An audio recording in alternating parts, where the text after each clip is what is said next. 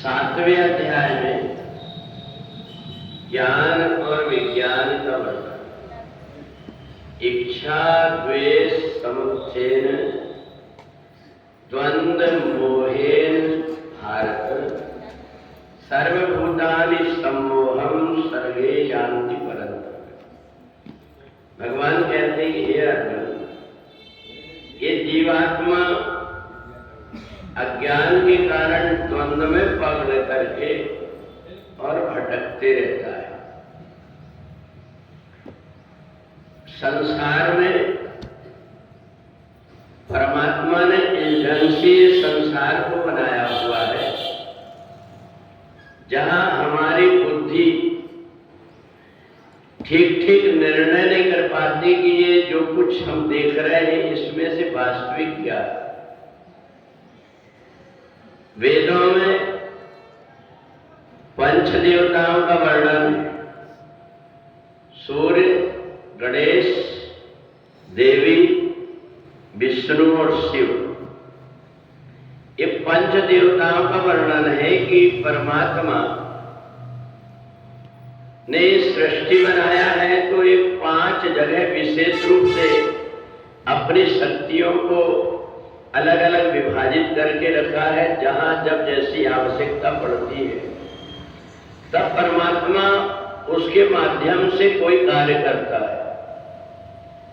और जितने भी परमात्मा के अवतार हुए वो नारायण का ही अवतार है, और इसलिए जितने भी देवी और देवता है वो सब देवता अलग अलग न होकर के और एक ही तत्व जब जैसी आवश्यकता पड़ती है वैसा रूप धारण कर लेता है। पर हमारी बुद्धि उलझ जाती है, हमें ये लगता है कि हम किस देवता की पूजा करें, और इसलिए बहुत से जो पंथ हैं उन्होंने ऐसा रास्ता बनाया है कि एक से दूसरे परमात्मा की वहां कहीं कोई जगह नहीं, वो केवल एक ही परमात्मा को मानते हैं और इसलिए उनके बीच में उलझन नहीं हो पाती।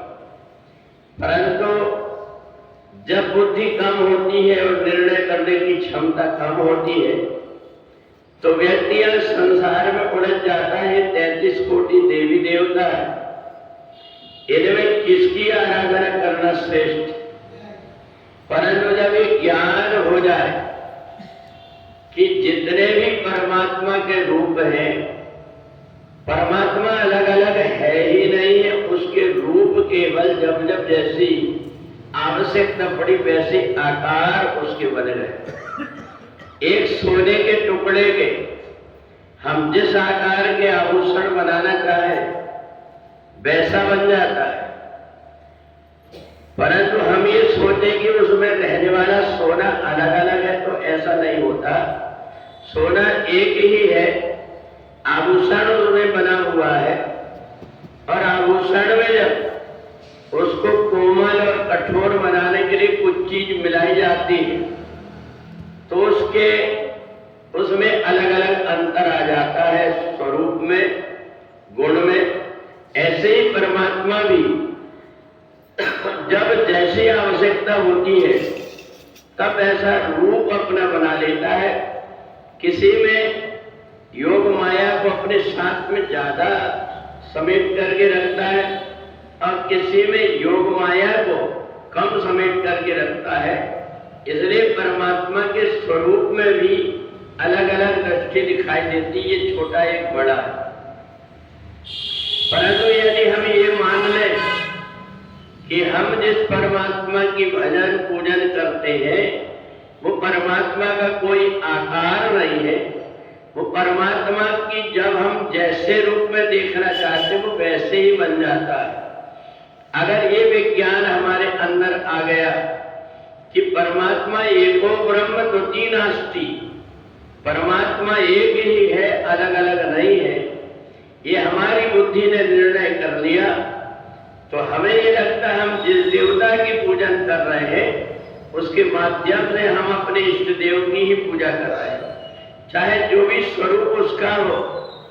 पर पूजन उसी की हो जाती है जिसको हम चाहते हैं। तो इसलिए 7वें अध्याय में हर किसी व्यक्ति को ये समझ में नहीं आता कि मैं निर्णय क्या करूं, क्योंकि मन मानता नहीं। अगर भगवान के बहुत सारे रूप हैं तो उनको ये सोच करके हम दर्शन कर लें कि मेरे परमात्मा ने इतने सारे रूप जब जैसी आवश्यकता पड़ी वैसे धारण किया, कि परमात्मा के ही अलग अलग रूप हैं। परंतु हम छोटी बुद्धि के कारण भगवान के अलग अलग रूप को अलग अलग भगवान मान लेते हैं। तो इसको सहज और सीधे ढंग से हम ऐसा समझ लें कि परिवार का एक व्यक्ति किसी का पति है तो किसी का भाई है, किसी का बेटा है, तो अलग अलग उसके नाते हो सकते हैं, परंतु वो आदमी एक ही है। कोई उसको किसी नाम से, कोई किसी नाम से पुकारता है। जब यह ज्ञान और भ्रम हमारे अंदर से मिट जाता है और जब भी हम परमात्मा का पूजन करते हैं, तब हम परमात्मा का कोई भी रूप हो, परमात्मा निर्गुण निराकार है ऐसा मान करके, और हम यदि उसका पूजन करते तो हमारे मन के अंदर भ्रम नहीं होता। चाहे जिस देवता की हम पूजन कर दे, वो सब एक ही परमात्मा की पूजन होती है।